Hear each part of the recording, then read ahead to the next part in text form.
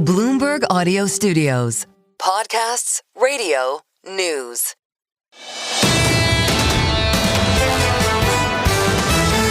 This is the Bloomberg Surveillance Podcast. Catch us live weekdays at 7 a.m. Eastern on Apple CarPlay or Android Auto with the Bloomberg Business app. Listen on demand wherever you get your podcasts or watch us live on YouTube. Let's check in with Lindsay Rosner. She's a head of multi-sector investing at Goldman Sachs Asset Management. She's a principal there, and she is also an undergraduate from Princeton University. So I have to start out, Lindsay, what is your go-to sandwich at Hoagie Haven? I knew you were going to ask me this, Paul. You always ask me. It is the Heartstopper. Nice. Delicious sandwich, chicken parm, egg on top. There you go. Always good. Right now, I don't care if you're a Nobel laureate out of Princeton. Yeah. That's what I lead with. I go with the Hoagie Haven. They haven't raised their prices since 1982, by the way. No inflation there. And Hoagie Haven is the great leveler. Exactly. It's the common denominator. For all things Princeton University. Lindsay, what is your Federal Reserve going to do tomorrow? They are going to cut. It is a foregone conclusion. I think despite what Powell has told us, they are going to. The odds right this morning, if you look on the Bloomberg terminal, is 95.9%. I take the over. I think it's 100. They need to cut, but what really we're waiting to hear, and this is the part that's most important, is how it is actually couched. Is it couched as the end of the insurance cuts? That's what we think it will be told as. That's very important. And I think we also may hear that the bar for future cuts is extremely high. So, Lindsay, I think it's pretty safe to say we're going to have a divided Fed. This could be a heated meeting, actually. So when you look ahead to 2026, what do you think what do you think the interest rate landscape is going to look like? Well, I think there's two things. First, as it pertains to the actual meeting, what is going on behind the scenes over the next day and a half is, can Powell get the dissenters, which are mainly hawks, to stop flapping their wings and actually not dissent based on the language that he'll share at the presser and the talk around the decision. So I think there's a chance that it will seem less contentious if Powell is able to bring everyone to the middle and get them more comfortable with the messaging, but there certainly will be some dissents. Now, the second piece of the question, what happens in 2026? This is actually really interesting, right? And why it's interesting is we've got likely a changing of the guards. So Powell's term ends and there should be a new chair who's likely not Powell in May. Hassett is the front runner. He has definitely spoken to and been very clear that he is more dovish than Powell. And so what 2026 looks like may actually be very different than the dots we receive tomorrow. We think the dots are going to show one cut for 2026. We actually think that it's going to be two. That's because Hassett's going to be a more dovish-led Fed. And we think that more cuts are likely to happen, not the one that may be penciled in. Lindsay, fixed income has been a really good place to be in 2025, mid to high single-digit returns. Where do you think the opportunities are in 2026 in fixed income? Yeah, so just big picture, fixed income is still an opportunity. To your point, it's returned 6.8%.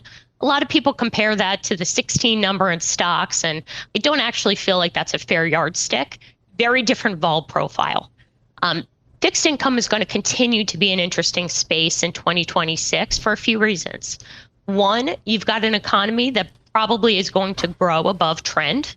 A big driver there is AI, which we think can offer somewhere on the order to 0.5% or 0.75% of GDP on the year. That's quite meaningful. The second thing is we just got through earnings and companies are doing well. They're not guiding in a way of concern. They're not as worried as they were before. We spent the beginning of the year really concerned about what does tariffs mean for profitability?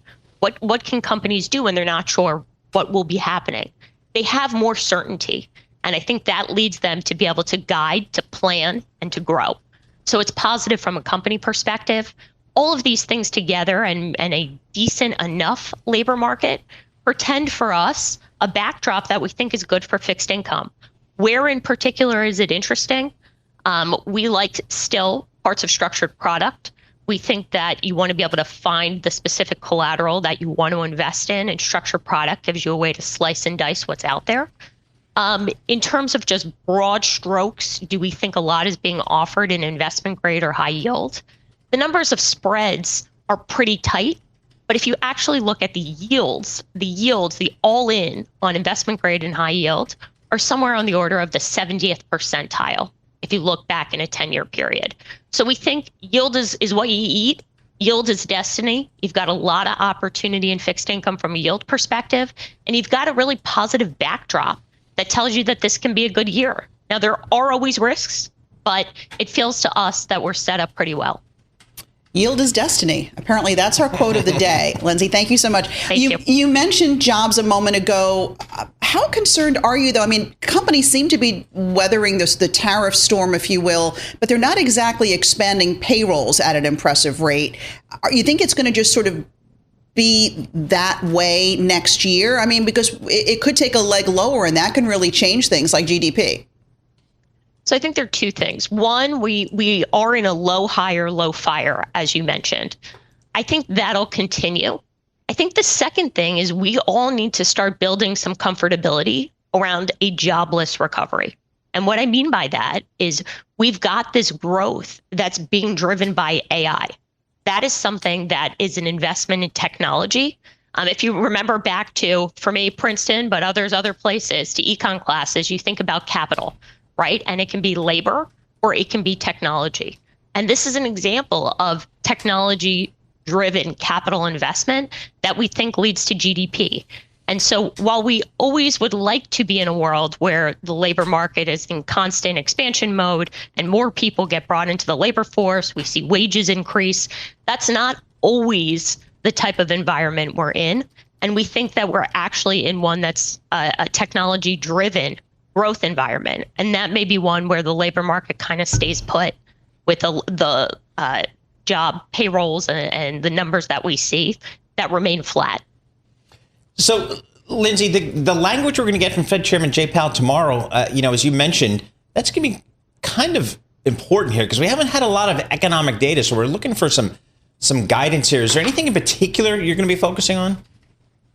Yeah, it'll be interesting how he continues his analogy, right? We've heard for a long time when we had data, Powell described it as driving in the fog, right? And when you drive in the fog, you just slow down because you can't see that well. Well, I don't know if you can even call this fog anymore when you have no data whatsoever. So it'll be very interesting to hear if he just calls it foggier, or is this just a total blackout and we can't see anything? That language will be interesting. But again, I think it's less focusing on the data as it is focusing on the process and the philosophy, because that's going to be really important to get the whole of the FOMC together around the decision to cut. So will he talk about some alternative data indicators? Absolutely.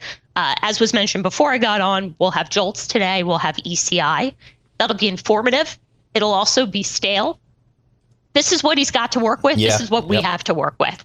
And so that's what he'll talk about. But I think there'll be less onus on that to do the proving for what they've done than the going forward. And that we've taken out an insurance policy. We finished our insurance cuts.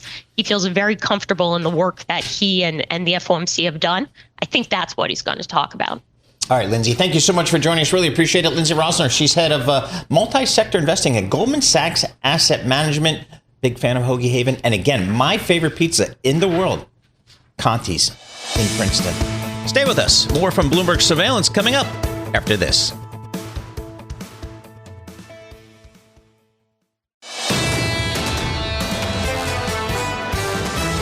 You're listening to the Bloomberg Surveillance Podcast. Catch us live weekday afternoons from 7 to 10 a.m. Eastern. Listen on Apple CarPlay and Android Auto with the Bloomberg Business app. Or watch us live on YouTube. Let's bring in Sarah Hunt, partner and chief market strategist at Alpine Woods, joining us here at our interactive broker studio. Sarah, always good to see you. Good morning. I guess my first question is tomorrow, I've been calling it a catalyst for the past few days, but is tomorrow's Fed meeting really going to be a market moving event?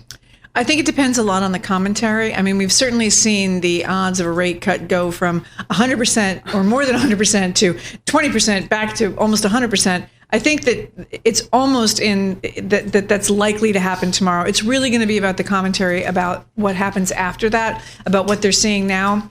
It is very difficult without government data to be doing a lot of the prognosticating that most of us try to do about where they think rates are going and why without as much data as we normally have. But I think that there's an expectation they're going to cut rates. So if they don't, I think the market probably doesn't like that. And going forward, I think they want to see what the commentary is. What is your outlook for 2026 in terms of rate policy going forward? I think that depends a lot on where we shake out in inflation. I think it's tough to keep cutting rates if we see inflation doing, even if it's just staying steady. I think you need to see that come down a little more before you can make the argument that this is no longer just easing restrictive policy and it's now getting to an easing policy when you have an inflation problem. I think that's a very delicate dance. They've been trying to do it all year, and right now it's harder to parse again because of the data, lack of data. Do you see a scenario, though, if inflation is going to be the thing that the Fed is most worried about in 26, do you see a scenario where we raise interest rates? I don't see that right now. I think you would have to see some fairly significant issues, either with inflation and or a very strong labor market and some inflation before you could even start talking about that. But I think that the concern about some weakness in the labor market would forestall that. At least that's what I think at the moment. S&P up 15% year to date. NASDAQ up 20% year to date. Fixed income, I got high single digit returns this year. How do we position for 26, do you think, after that really strong year in 25? Well, I think that 26 is going to be somewhat of a proving year for some of the technologies that people have been happy to pay up for. And I think that you're going to start to see that broaden out a little bit with use cases in different industries. We expect to see some earnings growth on the small cap side that has been lackluster and or sort of absent for the last couple of years. I think that that's the biggest question about 2026. If you start to see any questions about the earnings trajectory, I think that makes where we are and where we're going into 2026 quite problematic. So I think you could see some volatility and some vulnerability depending on which narrative takes hold if you start to see any changes in the expected outlook. Private credit opportunities there in 26, I'd imagine. Well, I think that there's opportunities almost everywhere where there's money looking for a home. The question is, are those opportunities ones that you want to chase here, or are there things that are more reasonable? We don't actively act in the private equity and in the private credit market. So that for us is just one of the things where we're keeping an eye on the whole ecosphere just to make sure that things look like they're still progressing positively and you don't have any real blow-ups. I think the only problems that you've seen have really not been an issue that you could extrapolate into the entire sector, but it's definitely something more to keep specific, an eye on. Yes, right, yes. To particular companies. Yeah. How much credit risk should we be taking here in this marketplace? I think with spreads compressed to the extent that they are, it's hard to say that there's a lot of room to take a lot of credit risk. I mean, I think that, to the extent that investment grade bonds and government bonds are giving you a yield after years of not giving you a yield, I think that the concern that we would have in going too far out on credit risk is the spread compression is the first thing that goes when you start to see cracks in the credit market. And the credit market usually leads an equity market down, not the other way around. So if I'm at all concerned about credit, or at least thinking that that's the canary in the coal mine, I probably want to be careful right now with my exposure. I was just looking at the Russell 2000 year to date, up 13%. Yeah. So underperforming a little bit, the S&P 500, but it's had a pretty good year. Do you see that? Do you see the small caps just building on that in 26? I think they will. I mean, I think that the issue has been you've had a couple of years where the Russell 2500 earnings have everyone expected them to get better and better, and they didn't quite get there. If you can start to see that growth, then I think that you've had some real underperformance over the last several years on the small cap side. It really is going to depend on what happens. Again, earnings are going to be the driver, because if you start to worry about the earnings picture, then the valuations don't look so attractive. And within the Russell, especially on the small cap side, you definitely want to be looking at profitability. You want cash flow. You want decent balance sheets. Mm-hmm. You want to be careful about how that sits, because you don't want to have any kind of liquidity crisis in a smaller company. Sarah, thanks so much for joining us. Really appreciate it. Sarah Hunt, she's a partner and chief market strategist at Alpine Sachs Woods, joining us live here in our Bloomberg Interactive Broker Studio. We appreciate that. Stay with us. More from Bloomberg Surveillance coming up after this.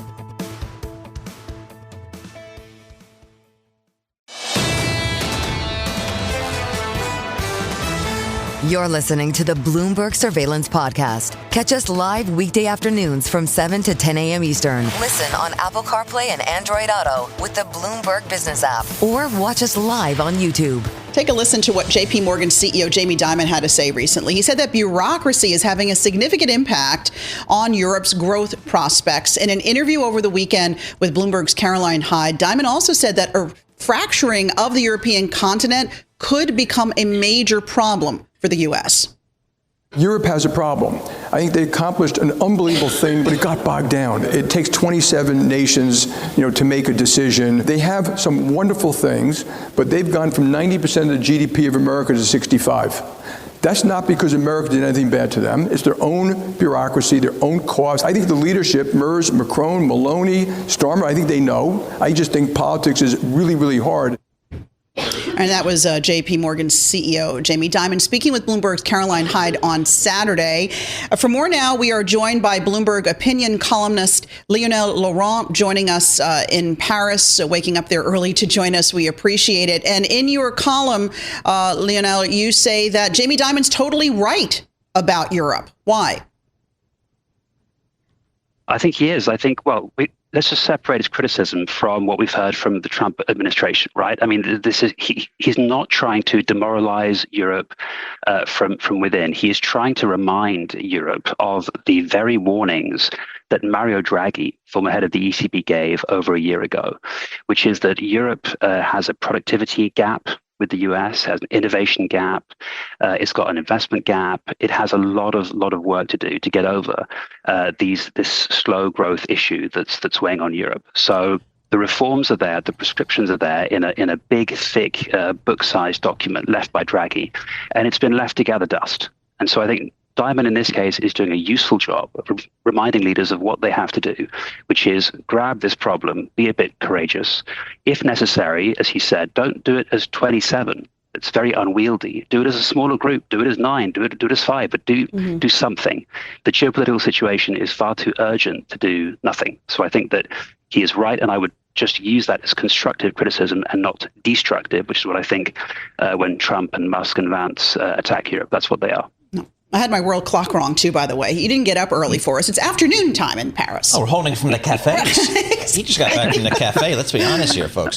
Lionel, where is the level of buy-in amongst the people of Europe to maybe improve productivity and all the changes that might mean to their conceptions of work and of productivity and the work-life balance that I don't know. It just seems like that is a big, big ask of the people.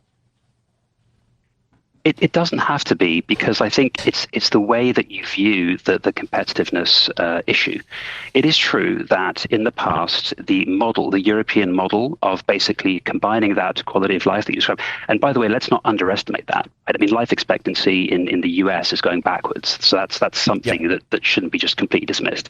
Europe has a good social safety net, but it's becoming unsustainable. And it's relied too much on the old model, right? The old way of doing things, which was free markets, globalization, trade with China, cheap gas from Russia, and a security guarantee from the US. And all of those things are kind of dropping away. It just doesn't make sense anymore to keep pretending that Europe can continue to be a free rider on defense, right? That's why Trump keeps putting NATO into question. It doesn't make sense to say that we can just keep trading with China as before, when China is using rare earths to bully its way into European markets.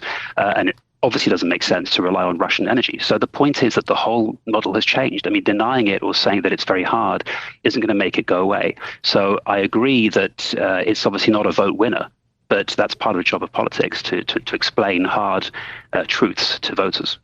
Lionel, you say here in your op-ed that a weak Europe is bad for the U.S. You say that they continue to get bullied by the U.S., and the White House seems determined to force the EU to water down its tech regulation. I mean, just today we saw the EU come out now starting a probe against Google on antitrust concerns. It did the same a few days ago with Meta. Do you see that changing at all? No, I think that when Elon Musk claims that he's being censored by Brussels, I mean, that's in his interest to say that. And obviously, the Trump administration is using that leverage because, again, Europe is dependent on the US for not just defense, but also tech. It imports far more tech services than it exports. The one hope on top of defense is, for example, AI. We are seeing some startups come out of France, such as Mistral, who are doing some deals with even bigger companies like ASML. We're seeing the sort of seeds of a more consolidated and stronger tech ecosystem coming out of Europe. So I think it's important that regulators obviously get out of the way of some of those promising sectors and don't keep getting in the way of Europe's own innovation. But I do think it's important that existing tech rules are upheld. Lionel Laurent joining us from Paris. Thanks so much. We appreciate it. And great op-ed, folks, if you have a chance to read it. Stay with us. More from Bloomberg Surveillance coming up after this.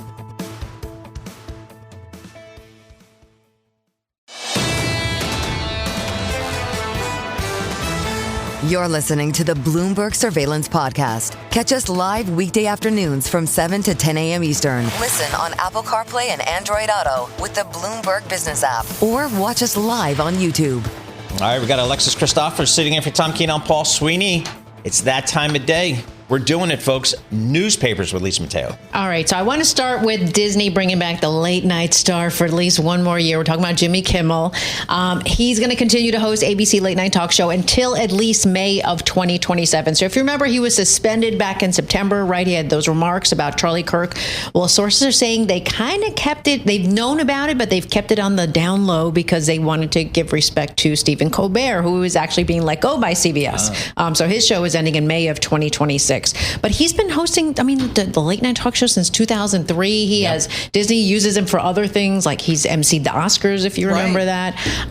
He hosts Who Wants to Be a Millionaire? Like he does other things for Disney too, but he looks like he's going to be sticking around a little bit longer. He keeps his job, all right. Because the landscape's shifting, and late night TV landscape is definitely shifting. So I was a little surprised they re-upped him, but... Maybe, I wonder what they're paying him. Because, the concern was Colbert was, there's some reporting that his show was not profitable. Right. So I'm not sure, because they have to pay these guys and their production teams and so on and so forth. So with the advertising dollars going away because of cord cutting, some of these shows have been less profitable or even unprofitable. So we'll have to wait and see on that, what that number was. Okay, so we know the backlash that Cracker Barrel's logo got, right? Today, it's going to report the results for the quarter ended in October. So that should have that first look at how the controversy affected the business. But ahead of that, the Wall Street Journal actually has this article out that says customers say the problem is not in the marketing. They say it's actually in the kitchen. Like they say the food is not the same. It's gone downhill over the number of years. A lot of menu items that they loved have gone away. They did make some differences in the kitchen, right? They streamlined, they tried to cut costs, like the biscuits. I didn't know, but they're made in batches and they chill them rather than sitting there and rolling out the dough. I know, I read that and I could not believe they sit there and roll out the dough, or at least used to. Yeah. So Cracker Barrel saying they're going to start going back to the old ways. They're going to bring back these, favorite menu items like campfire meals. I'm not sure what that is. All right, here's what you do. You get the country boy breakfast. Okay. And you get the country ham. And then you get the 100%. Biscuits and gravy. You get the hash browns and then the apples. That, and you get a pitcher of iced tea. Don't wait just for the glass. You ask for the pitcher. And then you just sit there as long as it takes to finish that thing. That's what you do. You sit there for 3 hours, which I'm sure they love. Exactly. That's how I roll. Their portions are really big. It's unbelievable. Yeah. It's to die for. It's the best. But it's a holiday time, right? It's big for Cracker Barrel. Holidays, they have the country store and all like that. This is their Super Bowl. Sunday after church, forget about it. That's a big time too. Yeah, that's huge. Yeah. So that's how I roll there. What also is big are these big weddings in India, right? A lot of shows like Indian Matchmaking, Made in Heaven, they've made like this the most popular thing. So now people who are having weddings in India, they're kind of capitalizing it because they're inviting wedding crashers. But you have to pay, of course, in order to go to the wedding. Okay. So they're making a little bit of money off of this. So how much do you have to pay? If you're a foreigner and you're traveling around in India and you want to go to one of these, $150 per person to join for one day, or you can get $250 because these are like multiple day celebrations. Wait, so you mean you go to the wedding of someone you don't know? Yes. Just to sort of experience the culture and like be there. And dress in the cultural dress. And they say they feel like celebrities when they go. I think Jennifer Lopez, wasn't she like like on page 6 recently, she had just gone to India for some wedding. She looked spectacular. Yeah, they love the dress. They can't be love J-Lo, the experience. And yeah, travel experts are saying, you know what, people want different things like this. I mean, I don't know. I would want to go to someone else's wedding, but it's a little weird. I think there's a movie in there somewhere. Yes. The next reality show. But there are like startup companies, like it's called Join My Wedding. And they actually, people go to this like website and find out which weddings are available, where can they go, and I hope they vet the people. What if you go to somebody's wedding? Okay, all right. They do vet the people, but it's like the hot new thing now, apparently. And the people who are having the wedding are making some money at the same time. Capitalism. Yep, why not? Why not? Lavish weddings in India are encouraging wedding crashes. There you go. Lisa Mateo with the newspapers. Thank you so much. We appreciate that. This is the Bloomberg Surveillance Podcast, available on Apple, Spotify, and anywhere else you get your podcasts. Listen live each weekday, 7 to 10 a.m. Eastern on Bloomberg.com, the iHeartRadio app, TuneIn, and the Bloomberg Business app. You can also watch us live every weekday on YouTube and always on the Bloomberg Terminal.